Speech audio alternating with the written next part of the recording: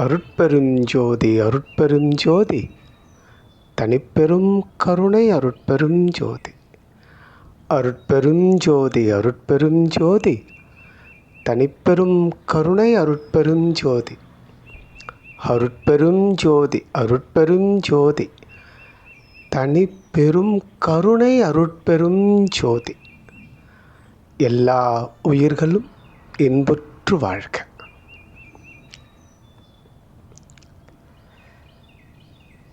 எல்லோருக்கும் என்னுடைய இதயபூர்வமான வணக்கம், நமஸ்காரம். ரொம்ப முக்கியமான வாழ்க்கைக்கு தேவையான இந்த ஜென்மத்தை கடக்கிறதுக்கு தேவையான இதான் இதுக்கு பொருத்தமான இதுக்கு பொருத்தமான தலைப்பு. இந்த ஜென்மத்தை கடக்கிறதுக்கு என்ன வழி? இந்த ஜென்மத்தை கடக்கணும்னா முதல்ல நமக்கு இப்போ இருக்கிறன்னு நமக்கு தோணும். என்ன, இப்போ இருக்கிற பொருளாதார பிரச்சனைகளோ, இல்லை உறவு முறைகள் இருக்கிற மன கஷ்டங்களோ, அல்லது திருமண பாக்கியம், குழந்தை பாக்கியம், இல்லை நான் என் லைஃப்பில் ஒன்றும் சொந்த வீடு இல்லை, என்னால் ஒரு வாடகை கூட கட்ட முடியலை, என் குழந்தைங்களோடு எனக்கு ஒரு பரிபூரணமான ஒரு நிம்மதி இல்லை, எதை பண்ணாலும் அதில் ஒரு அசந்திருப்தி இருக்குது, எனக்கு ஒரு சந்தோஷம் இல்லை, என்னோடய ஹெல்த்து நல்லா இல்லை, ஏகப்பட்ட விஷயங்கள் இருக்குது. இது கண்டிப்பாக இதிலிருந்து நம்ம விடுதலை ஆகி தான் ஆகணும், அதில் மாற்று கருத்தே இல்லை. ஆனால் இது அப்படியே இருக்கட்டும், இது தன்னால் சரியாகிறது, இதை பற்றி ஒன்றும் கவலைப்படாதீங்க. ஆனால் ஒரு விஷயம் நீங்கள் தெரிஞ்சுக்குங்க, இந்த விஷயத்தை நீங்கள் காது கொடுத்து கேளுங்க. இது எல்லாம் உங்களுக்கு போனஸ் மாதிரி கிடைச்சிரும். உங்கள் பொருளாதார கஷ்டங்கள், உங்கள் மன கஷ்டங்கள், உங்களுடைய ஹெல்த்து, உங்களுடைய என்னென்ன ஆசைகள் இருக்கோ, என்னென்ன தவிப்புகள் இருக்கோ, என்னென்ன மன காயங்கள் இருக்கோ, இதெல்லாம் தன்னிச்சையாக சரியாயிடும்.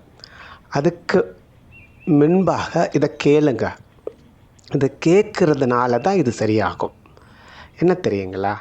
சரி, இப்போது நம்ம ரொம்ப தூரம் பயணம் பண்ணி வந்திருக்கிறோம் இல்லையா? இது நமக்கு முதல் பிறவியாக தெரியாது. இது போல் கணக்கற்ற பிறவிகளை எடுத்து வந்திருப்போம்.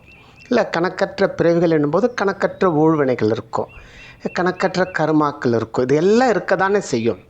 இதெல்லாம் இதுக்கெல்லாம் நான் தான் பொறுப்பு அப்படின்னு ஒரு லெவலில் ஏற்றுக்கலாம்.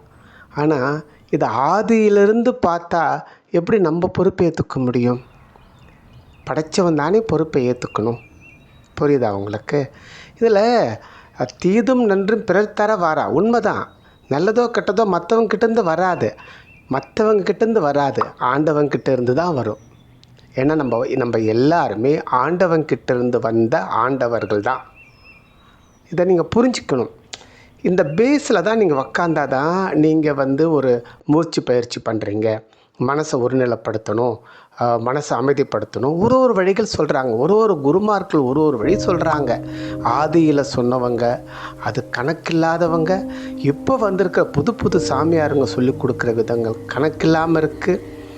இது இவ்வளோ சாய்ஸ் இருந்தால் எங்கே இந்த மனசுக்கு ஃப்ரீடம் இருக்கும் இல்லையா? நீங்கள் இவ்வளோ தேர்ந்தெடுக்கிறது இருக்கும்போது எதை தேர்ந்தெடுத்தான்றது உங்களுக்கு ஒரு குழப்பம் வருமா இல்லையா?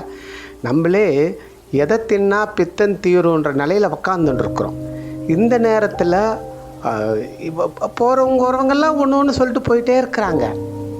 புரியுதா உங்களுக்கு? இதில் என்ன ஒரு இதுன்னா, யார் சொல்கிறதும் நமக்கு தப்பாக தெரியல, எல்லாமே சரியாக தான் வேறு தெரியுது. இதை கடைப்பிடிக்கலாமா, அதை கடைப்பிடிக்கலாமான்ட்டு. எப்படி கடைப்பிடிக்கிறதுன்னு அதுக்கு ஒரு 10 பேர் சொல்கிறாங்க. இப்படி தான் நீங்கள் கடைப்பிடிக்கணும்னு சொல்கிறாங்க, இப்படி தான் நீங்கள் கோபத்தை கண்ட்ரோல் பண்ணணும்னு சொல்கிறாங்க, இப்படி தான் நீங்கள் பயத்தை ஹேண்டில் பண்ணணும்னு சொல்கிறாங்க. முடியலங்க.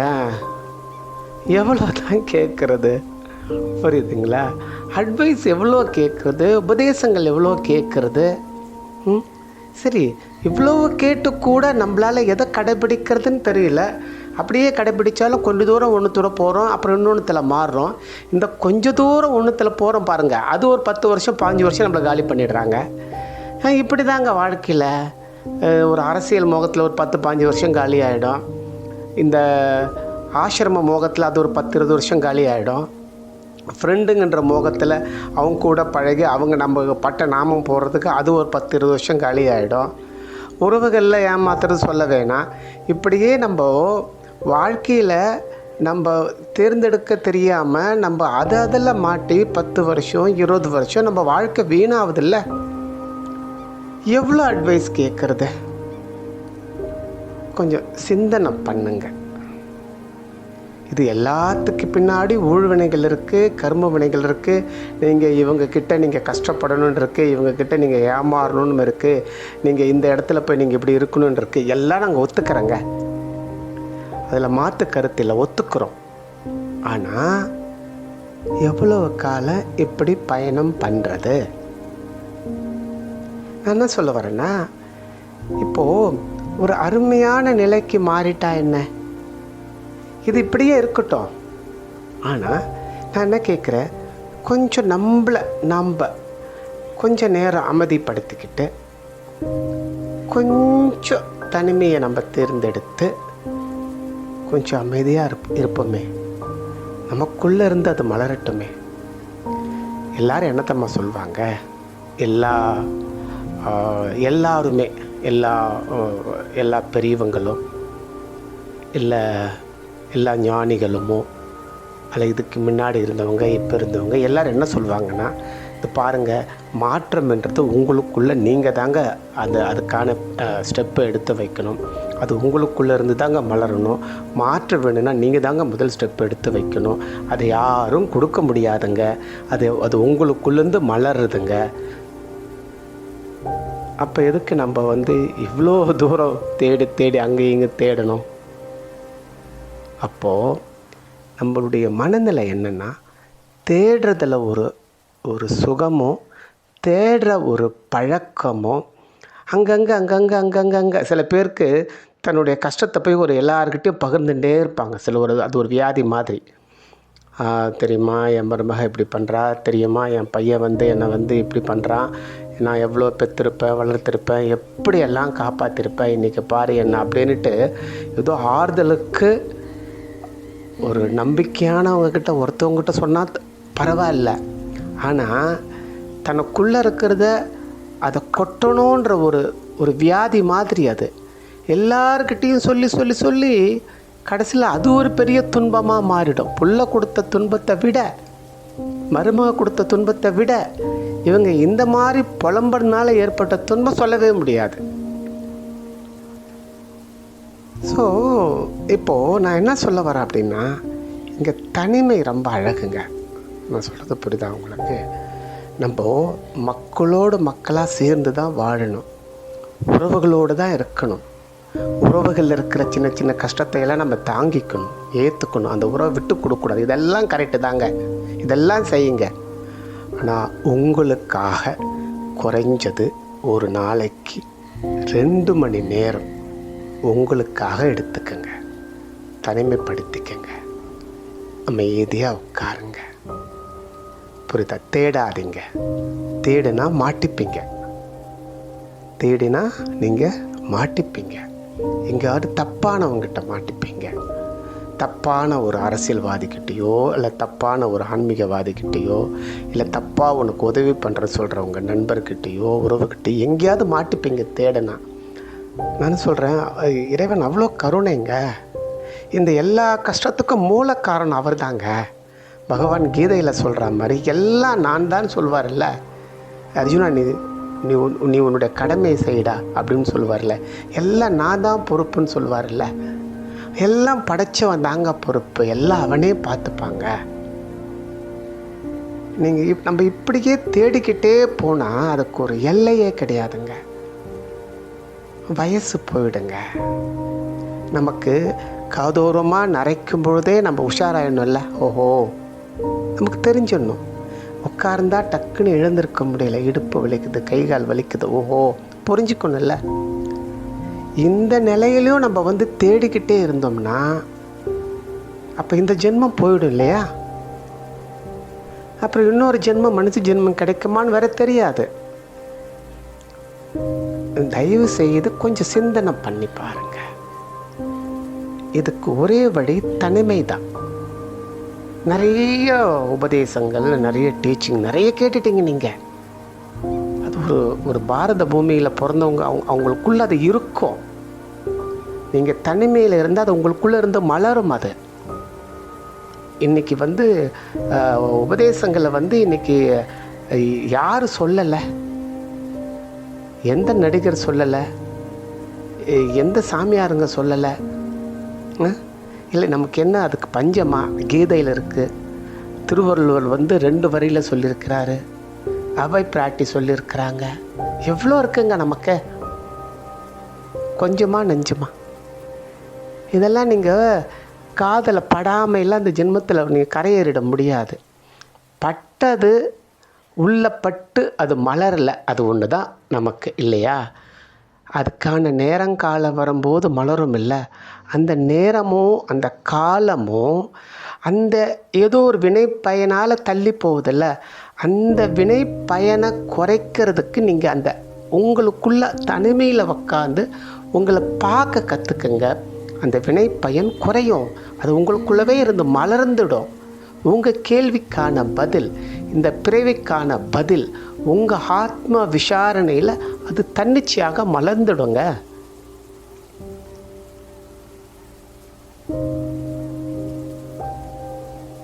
நம்ம ஓடிண்டே இருக்கக்கூடாதுங்க. ஓடிண்டே இருந்தால் ஓடிண்டே தான் இருப்போம். இந்த ஓடுறதுனா என்னன்னு யோசிங்க. நீங்கள் ஒரு பரபரப்பாக இருக்கீங்க, ஒரு பதட்டமாக இருக்கீங்க. பரபரப்பு இருக்குது, பதட்டம் இருக்குது, ஒரு இனம் பிரியாத ஒரு பயம் இருக்குது.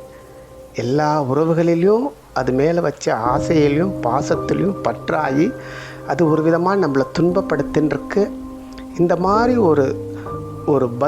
ஒரு பந்து மாதிரி நம்ம அப்படியே என்ன சொல்கிற ஒரு பந்து ஷேப்பில் நம்மளை உருட்டின்னு இருக்கு இந்த மனசு.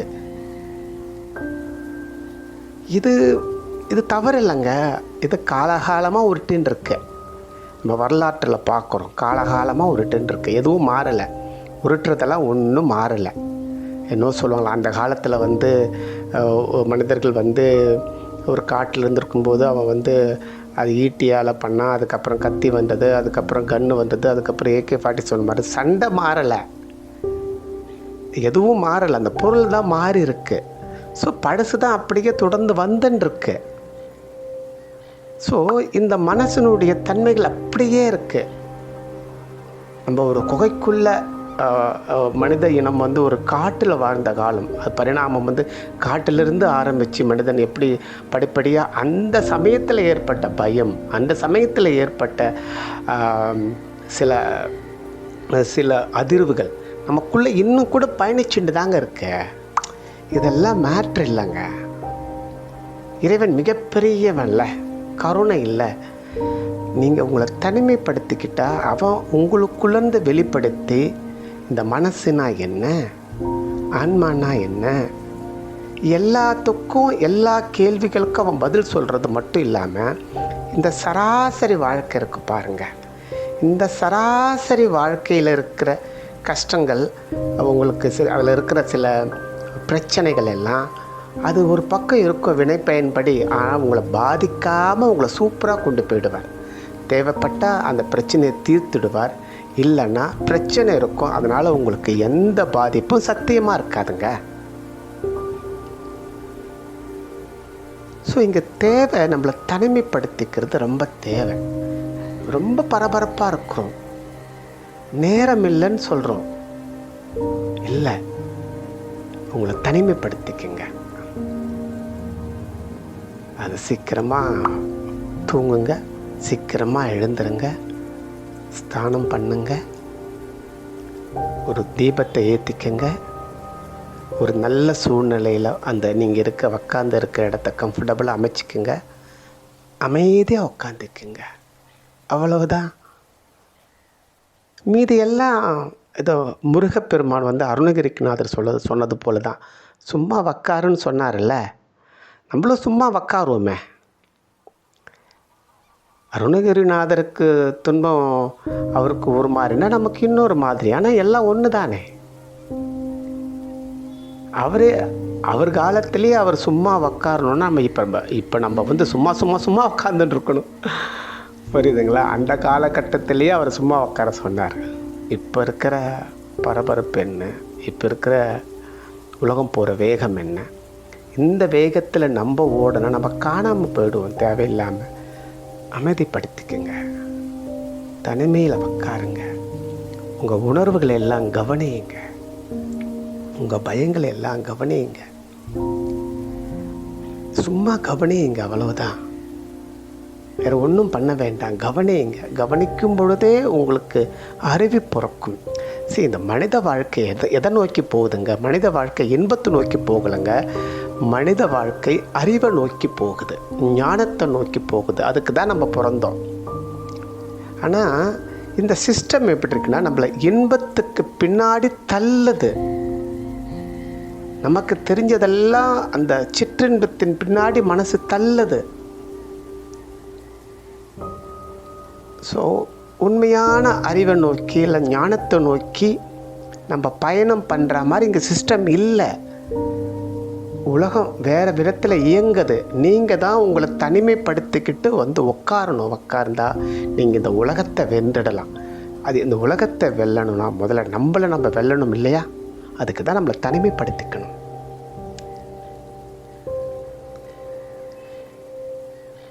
இந்த மனதினுடைய இயல்பு எப்பொழுதுமே அது ஒரு பயத்திலே இருக்குங்க. அது வீராதி வீரனுக்கும் அதே நிலைமை தாங்க. எல்லாருக்குள்ளேயும் அதோடைய பேஸில் ஓடுறது என்னன்னா பயம்.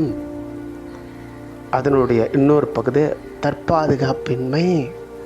இந்த பயமும் தற்பாதுகாப்பு இன்மை என்னும்போது ஒரு பதட்டமும் அது கூட ட்ராவல் ஆகும். இந்த பதட்டம் கூட ட்ராவல் ஆகும் பொழுது இந்த கோபப்படுறதோ இல்லை பொறாமப்படுறதோ அது நமக்கு இயல்பாக வந்துடுங்க. இதில் எல்லாரும் மாட்டின்னு இருப்போம்.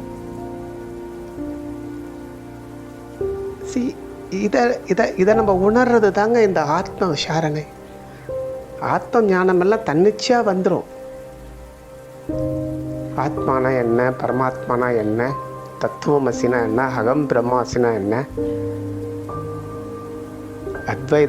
அத்வைதம்னா என்ன, துவைதம்னா என்ன, அவ்வளோ அதெல்லாம் உங்களுக்கு அதெல்லாம் வந்துருங்க. அதெல்லாம் இந்த ஆத்ம விசாரணையில் தன்னிச்சையாக வந்துடும்.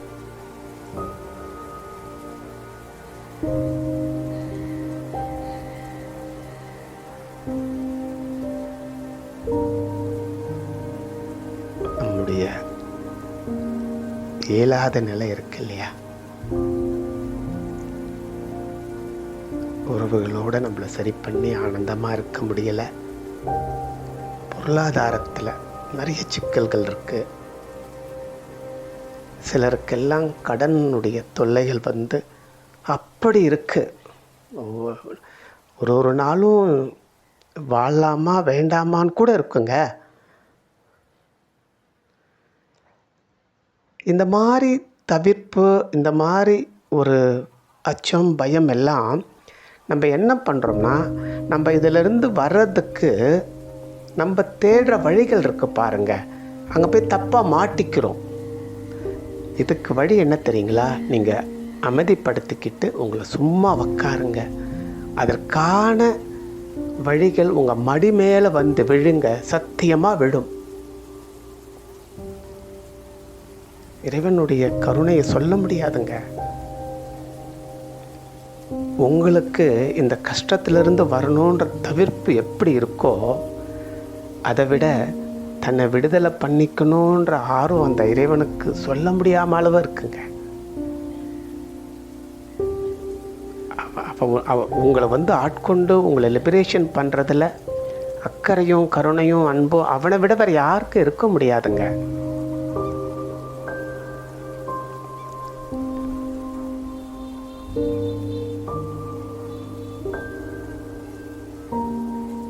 நம்ம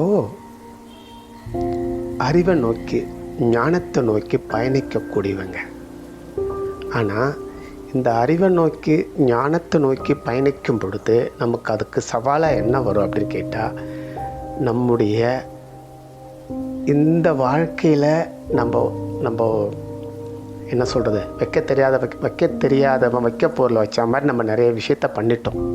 ஒரு வியாபாரத்தில் தோத்துட்ருப்போம், நம்பி ஏமாந்துட்டுருப்போம், நிறைய கடன் வாங்கிட்டுருப்போம், இல்லை தேகத்தை நம்ம சரியாக கவனிக்காமல் நம்ம தேகத்தை கெடுத்துக்கிட்டு இருப்போம். ஏதோ ரூபத்தில் நம்ம கஷ்டத்தில் இருப்பாங்க. அது உறுதி தாங்க.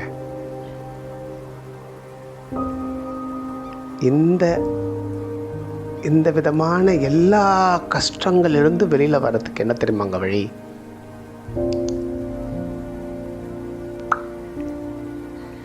நம்மளை நம்ம தனிமைப்படுத்திக்கிறதாங்க வழி. நம்மளையே நம்ம தனிமைப்படுத்திக்கிட்டு இதற்காக நீங்கள் வேறு எங்கேயும் தேடாமல் ஓடாமல் உங்களை அமைதிப்படுத்திக்கிட்டு இந்த நிலையை அப்படியே அமைதியாக நீங்கள் அமைதியாக இருங்க. பயப்படாமல் இருங்க, தைரியமாக இருங்க. சத்தியமாக உங்களுக்கு பதில் வரும். அதுலேருந்து நீங்கள் லிபரேஷன் ஆவீங்க. ஏன் தெரியுங்களா? பெரிய வெள்ளம் வரும் பொழுது சின்ன சின்ன குட்டைகள்லாம் தன்னிச்சையாக நிரம்பிடும். அந்த வெள்ளத்துடைய நோக்கம் என்ன? அது நேராக கடலில் கலக்க வருது, அவ்வளவுதான். ஆனால் போகிற வழியில் சின்ன சின்ன குட்டைகள்லாம் நிரம்பிடும். அதுபோல தான் நம்முடைய எல்லா பிரச்சனைகளும் சின்ன சின்ன குட்டைகள் அதெல்லாம் நிரம்பிடும். நீங்கள் ஒன்றும் கவலைப்படாதீங்க. நம்முடைய இலக்கு என்ன? அறிவு. நம்முடைய இலக்கு என்ன? ஞானம் அடையிறது. நம்ம அதை நோக்கி தானே பயணிக்கணும். பாருங்க, நம்ம ஒரு பாரத பூமியில் பிறந்திருக்கிறோம், இந்தியாவில் பிறந்திருக்கிறோம். நம்ம இந்த மோகத்துக்கு பின்னாடி, இந்த இன்பத்துக்கு பின்னாடி ஓடுறது நமக்கு அழகு கிடையாது. நம்ம சொட்டு சொட்டாக கிடைக்கிற இன்பத்துக்கு பின்னாடி போகிற ஆள் இல்லை. நம்ம பேரின்பம், அருவி மாதிரி கொட்டுற இன்பத்துக்காக நம்ம பிறந்தவங்க.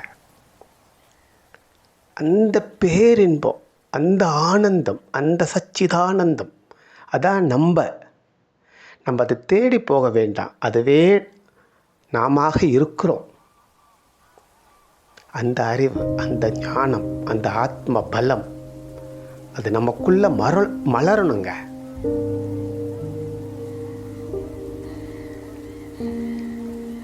சும்மா ஓடிட்டு இருக்க வேண்டாங்க. சும்மா ஓடிண்டே இருக்க வேண்டாம். மனதினுடைய இயல்பு என்னங்க? ஒரு அறிஞன் சொன்ன மாதிரி தான். இருட்டு அறையில் இல்லாத ஒரு கருப்பு பூனையை ஒரு குருடை தேடுறான். அதுவே இருட்டு அறை, அங்கே இல்லாத ஒரு கருப்பு பூனை, அதை ஒரு குருடன் தேடுறான். இப்படி தான் மனசு தேடிக்கிட்டே இருக்கும். அது ஒரு முறை பல முறை அடி வாங்கினா கூட அதுக்கு புத்தி வராது. திரும்ப திரும்ப தேடும். கேட்டால் என்னத்தம்மா சொல்லுவாங்க? நான் தொலைச்ச இடத்துல தானே தேடணும். என்ன சொல்கிறது இவங்கள? நம்ம எதை தொலைச்சோம்? நம்ம எதையும் தொலைக்கல. கீதையில் சொன்ன மாதிரி நம்ம எதை கொண்டு வந்தோம்? எதை இழப்பதற்கு? ஒன்றும் கிடையாது. இதெல்லாம் இந்த மனசு பண்ணுறது. கொஞ்சம் நம்மளை தனிமைப்படுத்திக்கிட்டு நம்ம கேள்வி கேட்கணும். நமக்குள்ளேயே நம்ம கேள்வி கேட்கணும். அந்த பதிலை நமக்குள்ளேயே நம்ம தேடணும். நமக்கு வரும், நமக்கு கிடைக்கும். நீங்கள் பதிலை வெளியில் தேட ஆரம்பிச்சிங்கன்னா உங்களுக்கு வெளியில் தேடுற ஒரு பழக்கம் வந்துடும். வெளியில் தேடுற பழக்கம் வந்துடுச்சுன்னா உள்ளுக்குள்ளேருந்து மலர்றதை நீங்கள் காது கொடுத்து கேட்க மாட்டீங்க. இன்றைக்கி எப்படி குழந்தைங்க இந்த விளையாட்டு பொம்மைகளை மறந்துடுச்சு பார்த்தீங்களா? ஒரு 6 மாத குழந்தையிலேருந்து பாருங்களேன், 1 வயசு குழந்தை, 2 வயசு குழந்தை, 3 வயசு குழந்தைங்களாம் இந்த மொபைலில் விளையாடுறது பாருங்க. அடேங்கப்பா, பிரமிக்கிற மாதிரி இருக்கும். இதில் வேறு தாத்தா பாட்டிக்கு பெற்றவங்களுக்கு சந்தோஷம். என் பையன் பாரு ஃபோனில் பூந்து விளையாடுறான்னு வாங்க. ஃபோனில் பூந்து ஃபோனுக்குள்ளே போய் அவன் காணாமல் போயிட்டான்ற அறிவு வரல. அது ஒரு பெருமை. இன்னைக்கு நம்ம அப்படியே அந்த பொய்யுக்குள்ள பொய் தான் பிடிக்குது. பொய்யான வேஷங்கள் தான் பிடிக்குது. பொய்யான வாக்குகள் தான் பிடிக்குது. நிஜம் பிடிக்கலை. சொல்லுவாங்கள்ல, இந்த பேக்கெட்டில் இருக்கிறத சாப்பிடாதீங்க, அந்த மாதிரி சிப்ஸ் எல்லாம் சாப்பிடாதீங்க, அந்த மாதிரி பேக்கெட்டில் வர இந்த சிக்கனு மட்டன் இதெல்லாம் ரொம்ப நாள் எல்லாம் சாப்பிடாதீங்க, உடம்புக்கு கெடுதல்ல. ஆனால் உலகத்தில் அதிகமாக விற்கிறது எது? அதானே. இந்த பாட்டிலில் வர ஜூஸ் எல்லாம் குடிக்காதீங்க, அது உடம்புக்கு நல்லதில்லை. ஆனால் அதிகமாக விற்கிறது அதானே. ஏன்னா நமக்கு பொய் பிடிக்குது, மோகம் பிடிக்குது.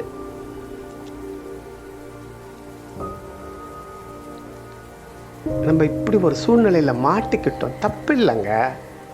ஆனால் நம்ம எவ்வளோ தூரம் போனாலும் ஒன்றும் நம்ம திரும்பி வந்துடுவோம். ஏன்னா நம்ம அப்படிப்பட்ட ஒரு நங்கூரத்தால் கட்டப்பட்டிருக்கிறோம். புரியுதுங்களா? இந்த பாரத பூமியில் பிறந்த நம்ம அப்படிப்பட்ட ஒரு பொக்கிஷத்தில் தான் இருக்கிறோம். எங்கே போனாலும் நம்ம திரும்பி வந்துடுவோம். என்ன இந்த போயிட்டு வர வரைக்கும் படுற வேதனை இருக்குது பாருங்கள், அதான் கஷ்டம். அது நம்மளோட மட்டுமா போகுது? எல்லாருக்கும் சேர்த்து நம்ம அந்த கஷ்டத்தை கொடுக்க வேண்டியதாக இருக்குது. நம்ம அறிவை நோக்கி போகணும், ஞானத்தை நோக்கி போகணும். அதுதான் இந்த பாரத பூமியில் பிறந்தவங்களுக்கு அழகு.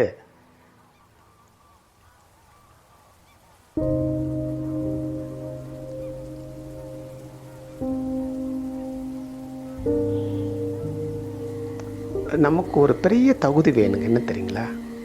நம்ம உணர்வுகள், நம்ம உணர்ச்சிகள், நமக்குள்ளே பேசுகிற வார்த்தைகள், அது உண்மையா பொய்யா, நம்ம உண்மையாக இருக்கிறோமா இல்லையா, நம்மளாக இருக்கிறோமா, நம்ம ஒவ்வொருத்தங்களுக்கு ஏற்ற மாதிரி மாறுறோமா, நம்மளை தொலைச்சிட்டு நம்ம எந்த மாதிரி வாழ்ந்துட்டுருக்குறோம், இதெல்லாம் ஒரு தனி மனிதன் கண்டிப்பாக உணரணும், தெரிஞ்சுக்கணுங்க. இது நம்முடைய முதல் கடமைங்க. இது மேலே நம்ம அக்கறை செலுத்த மாட்டீங்க. இப்போ நான் சொல்கிறதெல்லாம் கூட இந்த காதில் வாங்கி அந்த காதில் விட்டுடுவீங்க. ஏன்னா நம்ம தான் லேஸ் பிடிக்கும், நமக்கு தான் என்ன சொல்கிறது அது பேக்கெட்டில் இருக்கிற பொருள் எல்லாம் பிடிக்கும், பேக்கெட்டில் இருக்கிற ட்ரிங்க்ஸ் எல்லாம் பிடிக்கும். இதெல்லாம் உங்களை வசீகரிக்கிற மாதிரி இன்றைக்கி தயாரித்து வச்சுருக்குறாங்க. உலகம் மனிதர்களை எப்படி இழுக்கணுன்றதை ஸ்டடி பண்ணிட்டாங்க. என்ன மாதிரி அவங்கள வச்சுன்னு இருக்கலாம் சொல்லுவாங்கள்ல. இந்த சுகருக்கெல்லாம் அதை சுகரையும் மனிதர்களுக்கு உண்டாக்கி அதில் அதுக்கு மருந்தையும் கொடுத்து, அந்த மருந்தும் அதனால் மற்ற விளைவுகள் இப்படியே போயின்னு இருக்குல்ல. இந்த மருத்துவ உலகம் என்னென்னமோ போயின்னு இருக்குங்க. உலகத்தில் என்னென்னவோ நடந்துன்னு இருக்கு. ஒரு பக்கம் மருத்துவ உலகம் நம்மளை ஒரு மாதிரி பண்ணிட்டு இருக்கு, ஒரு பக்கம் ஒவ்வொரு ஃபீல்டுலேயும் அத்தி பூத்தா மாதிரி எங்கன்னா கொஞ்சம் பேர் தாங்க நல்லவங்க இருக்கிறாங்க. இந்த மாதிரி சுச்சுவேஷனில் நம்மளை சுற்றி எவ்வளவோ வம்புகள் இருக்குது, நம்ம மயங்கிறதுக்கு ஏகப்பட்ட விஷயங்கள் இருக்குது, நம்மளை மாயையில் தள்ளுறதுக்கு ஏகப்பட்ட விஷயங்கள் இருக்குது. ஸோ நம்மளை கொஞ்சம் வைராகியமாக தனிமைப்படுத்திக்கணும், வைராகியமாக சில பழக்கத்தை நீங்களே விடணும். ஸோ எப்படி உங்களை இந்த மனசு ஆட்டி படைக்குதுன்றதை நீங்கள் தெரிஞ்சுக்கணும்.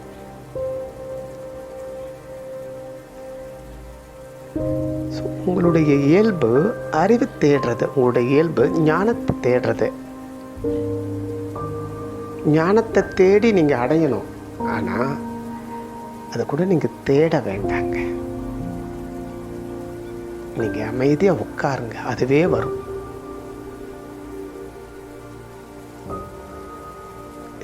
இந்த படைப்பு, இந்த பூமியே நமக்கு அறிவை கொடுக்கறதுக்கும் ஞானம் கொடுக்க தான் இவ்வளோ டிசைன் பண்ணி வச்சுருக்கேன்.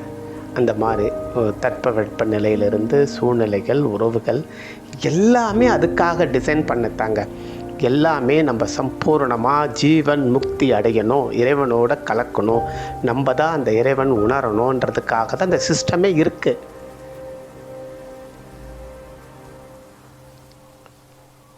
நீங்கள் கொஞ்சம் தனிமைப்படுத்தி இந்த நிலைக்குள்ளே போய் அதன் பிறகு இந்த நிலையை நல்லா எக்ஸ்பீரியன்ஸ் பண்ணி அதன் பிறகு நீங்கள் கீதையை படிங்க.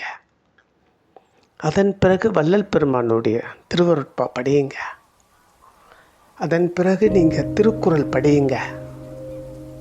அதன் பிறகு நீங்கள் வேதங்கள் படிங்க, உபனிஷத்துகள் படிங்க. முதல்ல அதை நாக்கில் டேஸ்ட் பண்ணுங்க. இறைவனுடைய அன்பையும் கருணையும் அறிவையும் முதல்ல நீங்கள் கொஞ்சம் சுவைச்சு பாருங்கள். கொஞ்சம் உங்களை இழுக்கும். நான் இல்லைன்னு சொல்ல வரல, உங்களை அப்படி இப்படி இழுக்க தான் செய்யும். ஏன்னா நம்முடைய பயமும் பதட்டமாக இருக்கிறதுனால நம்மளை அறியாமல் இந்த சின்ன சின்ன இன்பத்துக்கு பின்னாடி நம்ம போகிறது இயல்பாக தான் இருக்கும். நம்ம திரும்பவும் எடுத்துகிட்டு ஒரு இடத்துல உட்கார்ந்து நம்ம செய்ய வேண்டிய ஒரு தருணத்தில் இருக்கிறோம். இன்றைக்கி தனி மனிதனுடைய மாற்றம்தான் உலக மாற்றம். இன்றைக்கி நமக்கு இது புரியாமல் இருக்கலாம். இது நம்ம புரியாமலே போயிட்டோம்னா, புரியும் போது நமக்கு இந்த தேகம் இருக்காது. தேகம் இருக்கும்போதே புரிஞ்சுக்கிட்டு வாழும்போது இந்த வாழ்க்கை இன்பமாக ஆனந்தமாக இருக்குங்க. அது எத்தனை கோடி இன்பம் வைத்தாயின்றாங்கல்ல, எவ்வளோ இருக்குங்க அதில். அது நீங்கள் அந்த இறைவனுடைய அந்த ஞானத்துக்குள்ள, அவனுடைய இந்த ஞானத்துக்குள்ள, அறிவுக்குள்ள பயணம் பண்ணும் பொழுது இங்கே ஒரு ஆபத்து அப்படின்னு ஒன்று இருக்காதுங்க. ஆனந்தம் மட்டும்தாங்க இருக்கும், இன்பம் மட்டும்தான் இருக்கும், அதுவும் பேரின்பம் மட்டும்தான் இருக்கும். அதனால தான் எத்தனை கோடி இன்பம் வைத்தாயின்னு சொன்னாங்க. எல்லாம் அவ்வளோ பேரின்பம் இருக்கு.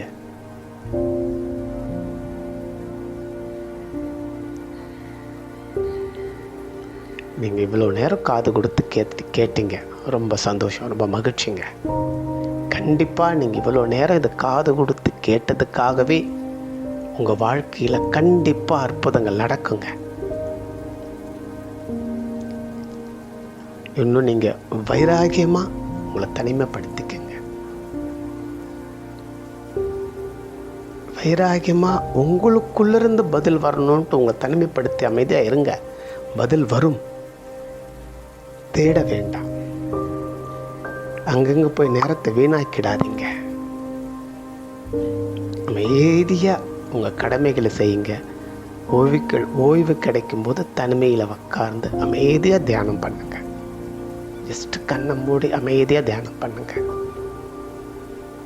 மனசு கொஞ்சம் பயம் பதட்டமாக இருந்தால் கொஞ்சம் மூச்சு மேலே கவனம் செலுத்துங்க.